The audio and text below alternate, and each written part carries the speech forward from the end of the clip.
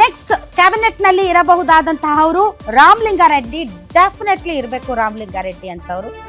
Because ಅವರ ಅನುಭವ ದೊಡ್ಡದು, ಬೆಂಗಳೂರಿನ ಪಲ್ಸ್ ಗೊತ್ತಿರುವಂಥವರು, ಯಾವುದೇ ಖಾತೆ ಕೊಟ್ಟರು ಅದನ್ನು ಸಮರ್ಥವಾಗಿ ನಿಭಾಯಿಸಿದಂಥವರು, ಮತ್ತು ಯಾರೇ ಕರೆ ಮಾಡಿದರೂ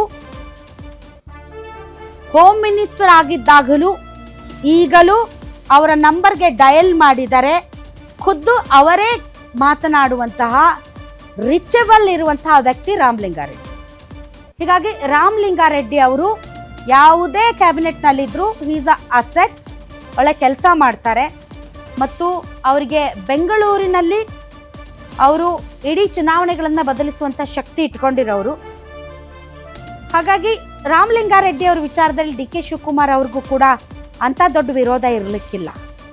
ಆದರೆ ಅವ್ರ ಬದಲಿಗೆ ಬೇರೆ ಯಾರಾದರೂ ಯಂಗ್ ಆ್ಯಂಡ್ ಯೂತ್ ಲೀಡರ್ಸ್ಗೆ ಅಕಾಮಿಡೇಟ್ ಮಾಡೋಣ ಅಂತ ಯೋಚನೆ ಮಾಡಿದ್ರೆ ಮುಂದೆ ನಾವು ಹೇಳೋಕ್ಕಾಗಲ್ಲ.